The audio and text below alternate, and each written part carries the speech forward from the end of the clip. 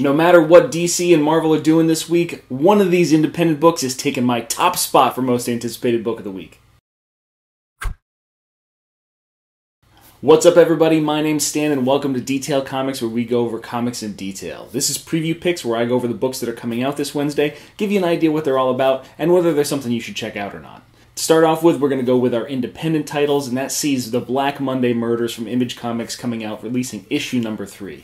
This book is dense. It's got so much stuff going on in it. There's all kinds of symbols, arcane rituals, and all kinds of different dark monetary practices going on in the background. It's amazing! I love it. It's pure Jonathan Hickman, and it's definitely one that you should check out.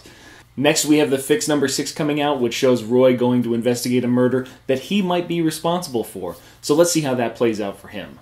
Next, we've got Glitter Bomb number 2, written by Jim Zub, which is going to be following a failed actress that's kind of embodied or possessed by a dark demonic entity. So I don't have any idea what's going on, so I've got to pick up issue 2 just to see where everything's kind of at. We also have the excellent Killer Be Killed number 3 by Ed Brubaker, another book that I'm really enjoying, and something that I'm going to be doing a review on the channel of real soon. But the independent book we're all waiting for is Reborn number 1 from Powerhouse's Mark Millar and Greg Capullo. So if you've been watching Greg Capullo's Twitter feed, you have seen some amazing pencils and some great art coming out, and I'm so excited for this and all the variant covers that are coming out. It's hard for me not to gush about this book, and I hope it lives up to the hype that I've got built up in my head. Definitely a book I'm recommending people pick up. Next, we have Marvel, where we've got The Clone Conspiracy number 1 from Dan Slott coming out, and this is what he says is going to be the main title for the whole Clone Conspiracy Dead No More crossover, so it's kind of mandatory reading if you want to keep on pace with the story itself. We also have Moon Knight number 7 coming out, where we see Mark Spector not necessarily as Mark Spector anymore, so is he still insane? Is he in the insane asylum? Is he in a movie? Let's find out when Jeff Lemire tells us what's going on. Another book to look out for from Marvel is Gwenpool number 7, where we see her take over as the head of the MODOK organization, and whether she's fit to do that or not. Gwenpool seems to be handling herself quite fine, so I'm sure she's going to be able to take care of this one. Then other new number 1s coming out from Marvel are books like Mosaic number 1, which is a book that, to be honest with you, I'm not super stoked on. I don't really have a good premise for it. I know that the character, I know what he does, but it's just not something I'm super excited for.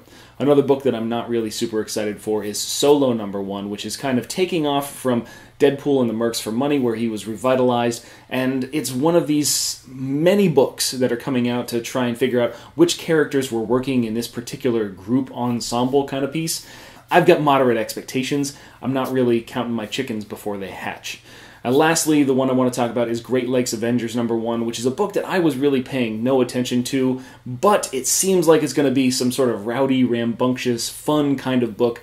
And you know what? A lot of people need that in their lives. So definitely something that I'm going to be checking out to see what it's all about. Then to finish out the week, we're going to go to DC, where we have Action Comics 965, which shows the return of Lois Lane to the Daily Planet. So since DC's been doing a really good job with their continuity, I'm interested to see how this impacts the Superman book that Tomasi is writing, but it's definitely a storyline that should be pretty interesting, considering that Clark Kent isn't Superman anymore. So Clark Kent and Lois Lane, that's going to be an interesting dynamic. We also have All-Star Batman number 3 continuing its great story of a road trip with Two-Face as the main, basically, antagonist, recruiting all of these other villains to try and free him with a huge bounty on Batman's head, to the point where even Alfred might get involved. It's definitely a book that's worth reading, and one that I highly recommend for folks. The other book that I'm really kind of recommending right now is Deathstroke number 4, which is a super surprise. It's a book that I didn't really see myself enjoying that much right from the Rebirth issue, because it was very dense, very heavy, and basically Slade Wilson's a bastard. But I like it because Slade Wilson's a bastard, and Christopher Priest is writing a great book. So definitely one to check out if you haven't already.